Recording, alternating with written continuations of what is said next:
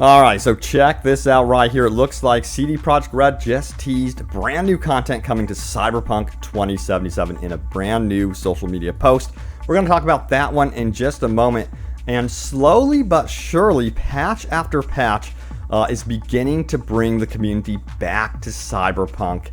So that is really good news. We're going to be talking about this one right here, how Cyberpunk gradually restores gamers' sympathy on Steam. That Steam rating is a good indicator as to how the overall community is feeling about the game, and it's starting to turn positive. So that is really good news. Plus, we've got some new comments from the head of CD Projekt RED about how Cyberpunk could have released with minimal problems if it wasn't for this. And one of the leads of Cyberpunk was actually let go recently for, guess what, bullying. Will this impact the game in a negative way? We're going to talk about that as well, so let's dive in. Hey everyone, what's happening? Open World Games here. Hope you're doing good. And yeah, we're going to be talking about Cyberpunk today, so let's do this. I really do hope that this game does have some sort of epic comeback story. That would be really, really cool. But let's take a look at the official Twitter post right here. It says Cyberpunk 2077 goes on to say this: 23.5% of players have reached the maximum street cred level. Rogue will now have to expand the Afterlife Cyberpunk in numbers. So this is really interesting because it kind of indicates that the Afterlife would be expanded with more quest lines and that sort of thing. And the community out on Reddit is assuming the same thing as well, as we have here from Crash Kid saying, is this a DLC hint? And it sure seems like this is some sort of content drop hint in my opinion. Now, we've had rumors before from a famous, I guess you would say, data miner, Prickly Assassin, that we would be getting, a combination of free DLCs and of course the paid expansions. I'm going to go over that stuff in a little bit as well, because there's stuff in there that you may not know. But yeah, we're going to be starting with free DLC here. It looks like that could be dropping as soon as June, according to recent leaks, that we would be getting our first wave of, actual content drops for this game. Now, what's really exciting is this one right here, how things are turning positive for Cyberpunk. We're going to dive into this article right now, shall we? Now, it goes on to say this: the patchwork for Cyberpunk is finally starting to bear fruit. Steam reviews of the game have been gradually improving in recent weeks. In addition, the game has stopped losing players. So that's first and foremost a good indication that the game is now kind of self-sustaining itself and not losing the player base. Now, it goes on to say this is best illustrated by player ratings on Steam. Over the course of several weeks, the percentage of positive marks made in the last 30 days has gradually increased. Currently, it is 68%, so only 2% is missing for the site to begin to determine the status of Cyberpunk in this category as positive and not as mixed. For several months after the release, this figure has been steadily declining. On March 1st, it dropped below 70% and then continued its downward movement. Of all user reviews posted in the third month of this year, only 59% were positive. So you can definitely see the change is happening right now. And that, the most recent patch specifically, I think, has addressed a couple of issues that were really nagging players. Of course, they have a lot more work to do. They've got to actually improve, the police system and things like that even more. So, yeah, overall, they got some stuff to do. But, there's definitely been improvements on my end. I've definitely seen performance improvements as well, which I've been super impressed by. And honestly, I really, really hope, again, that this game makes a massive comeback. Now, what we do know is that, yes, Cyberpunk DLC, let's talk about that. CD Projekt RED takes aim at new content, still working on bugs. But how much of the team is really working on stuff? Now, this, according to this article, it looks like we have about 40% of the team dedicated to patching the game and bugs. And this is according to a recent earnings call held by CD Projekt RED. Now, the rest of the team, 60% of the team, is going to be dedicated to new content. And they do expect the numbers to change with the percentages of the team working on patches versus new content in the very near future. So after the next patch, you would expect the patch team to actually shrink and more people to start working on the new content as part of CD Projekt RED. So hopefully that continues to happen as well. Now let's see some of the comments from CD Projekt RED as well from the head of studio. He says this: "It's too early to talk about 2021. We don't want to reveal it, but as I've already mentioned, a big part of the team is still working on improving Cyberpunk. That's approximately 40% of the team. Now, over time, we believe this team will become smaller and less effort will be dedicated to improving, patching, and updating Cyberpunk, but as we said, we will work on it for as long as necessary. That's not something we plan to finish in 1 or 2 weeks from now. We definitely want to make Cyberpunk as perfect as possible." So yeah, that's their aim right now, to make the base game, what they have released currently, perfect, because it doesn't make any sense to release big DLC expansions on a base game that is shaky. You know, this foundation has to be really, really good. Now, let's keep going, shall we? All right, so this is an interesting quote right here. We're going to be talking about how there was one thing that really got in the way of CD Projekt RED when releasing this game. Let's take a look at it right now. Now it says, according to Polish investor, Zbigniew Jakubus, in his private chat with Adam Kaczynski, joint CEO of CD Projekt RED, stated that if not for COVID, CD Projekt RED would deliver Cyberpunk without any bugs. Here's the quote from that article. It says, CD Projekt RED board members explained that if not for the pandemic situation, Cyberpunk would look better.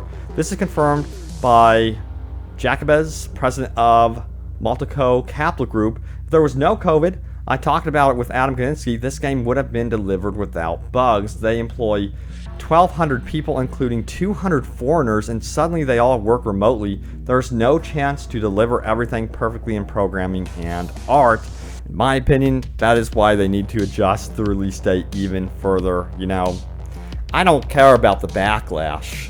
That's just my personal opinion with delaying a game. I would rather have a game that releases, nice and finished, as opposed to what we got with this one, because we've been waiting so long. I think a little bit more waiting would have done the game justice, even if it was like 6 months to a year. That's just my opinion. Now, also, we have this comment right here. Marcin, former tester, agrees at home office the whole philosophy of work would just to squeeze as much out of devs as possible, stop working because there was no whip over their heads.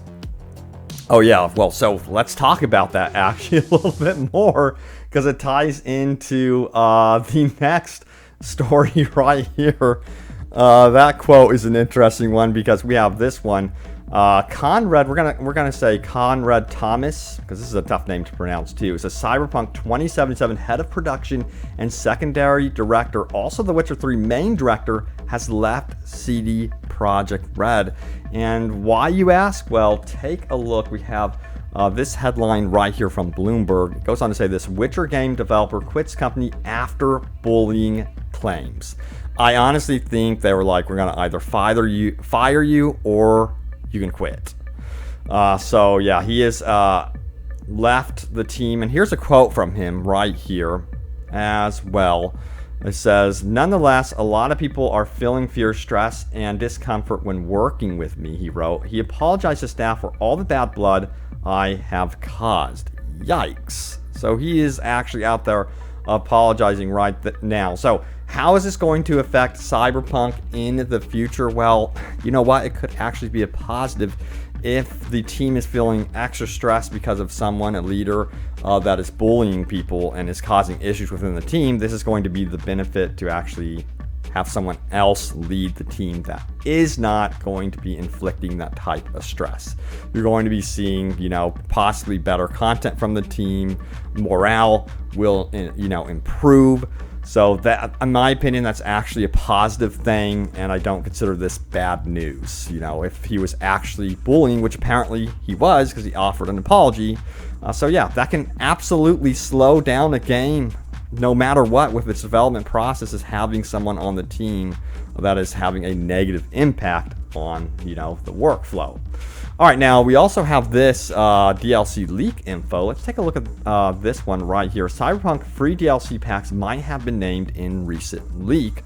So this is interesting. And let's scroll down through the article. It goes on to say the following.